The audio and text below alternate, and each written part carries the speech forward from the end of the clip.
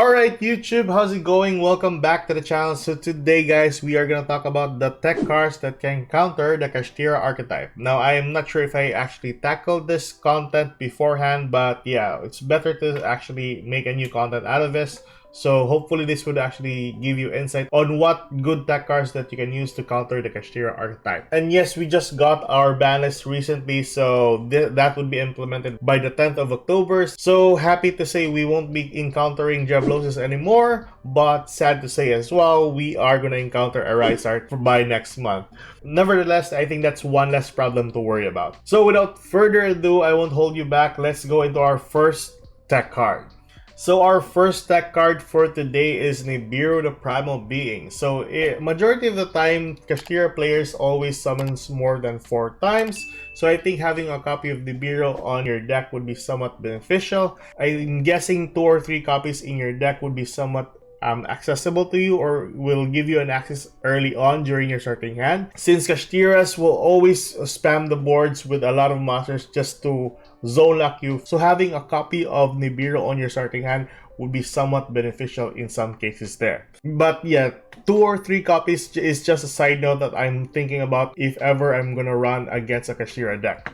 So our next tech card is we have our Lava Golem, and not only Lava Golem, we also have Kaijus and Santa Claus. So these cards will allow you to tribute their boss monster on the field and thus removing their accessibility to lock more zones. The best part about Lava Golem is you can target 2 monsters as a tribute. The only downside for this is you can't anymore normal summon. So I think this would actually be useful in some of the special summon based decks that you can work on. Furthermore, I think Kaijus and the Santa Claus is a really good card if ever you want to normal summon during that turn. So insanely good. I think majority of the deck would actually benefit on having a Kaiju rather than a Lava Golem, because majority of the time you really need to normal summon during that turn. So that is Lava Golem. Let's go towards our third tech card. So our third tech card is we have Chaos Hunter. So Chaos Hunter, once your opponent special summons a monster, you can discard 1 card, special summon this monster to your side of the field, and then your opponent cannot banish cards. So that is one main goal that a Kashtira can do, is banishing cards. I think having a Chaos Hunter in some of your decks would be very beneficial. Not only that this is a dark monster, this is also a level 7 if ever you're going up against a mirror match for Kashtiras as well. So insanely good. I do believe this is actually a fiend, so this will work with Labyrinth as well. So that is one thought to ponder if ever you're going to use Chaos Hunter. For our next card, we have here Artifact Lancia. Now, Artifact Lancia, you can drop this card during your opponent's turn, and that's the only benefit of dropping this if ever your opponent is trying to banish cards during his or her turn.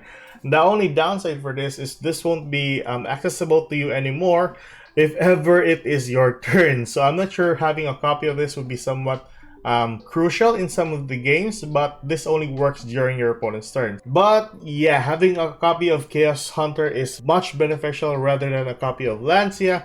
But I think Lancia is something to ponder if ever you want to have an additional card that stops your opponent from banishing cards.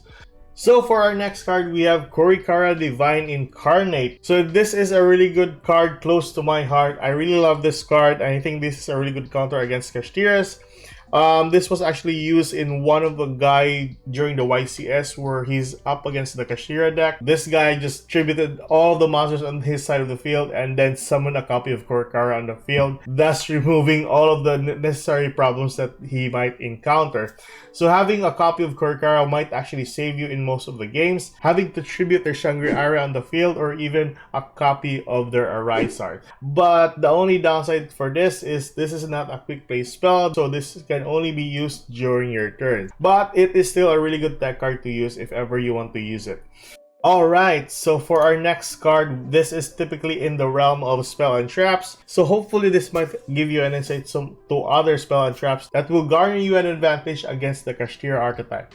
So first and foremost, we have Swords of Concealing Light. So once activated, change all your opponent's monster to face down defense position. So having to flip everything face down won't trigger the effect of any Kashtira monster. The only downside for this is the Shangri-Ara will remain its effect, so if ever he locks some zones out, that's a really bad problem. But I think that is somewhat less of a trouble because the other Kashira monsters on the field won't trigger its effect. Also, this is a really good card to use if ever you're using Scareclaws. But yeah, hopefully we can try this one against Kashtiras once it comes out. So for our next card, we have here Book of Eclipse. Now I'm just gonna include also Book of Moon since they have a similar effect. The difference between the two is Book of Eclipse can flip all face-up monsters on the field face down. Not really the best of downside because your opponent draws a card, but I think that would help you if ever your opponent is trying to activate the Kashtira monsters during your turn. So that's insanely good if you have a copy of Book of Eclipse. Book of Moon, on the other hand, can only target one monster, and I think there's no drawback in having a copy of Book of Moon since it only targets one monster on the field and flips it face down. This is a really good tech card as well for the Purity deck if ever you want to use it. Alright, so for our next card we have here, There Can Be Only One. So each player can only control one monster of each type. That would actually be a hindrance to the Kashtira archetype, but having some floodgates in your deck isn't really a good counter to Kashtiras because typically you need to adapt also for the floodgates are using. So I'm not sure about this, but this is one thing to actually think of if ever you're using some of the decks that only handles one or two monsters on the field that is of different types. So for our next card is we have Imperial Iron Wall. Now this is a really good card as well. It states neither player can banish cards. So this also affects you, and like I said, this is also a floodgate at its own right. You might need this on decks that doesn't really rely mostly on banishing cards. Your monsters would pay the price, of course, since you are using these types of floodgate cards.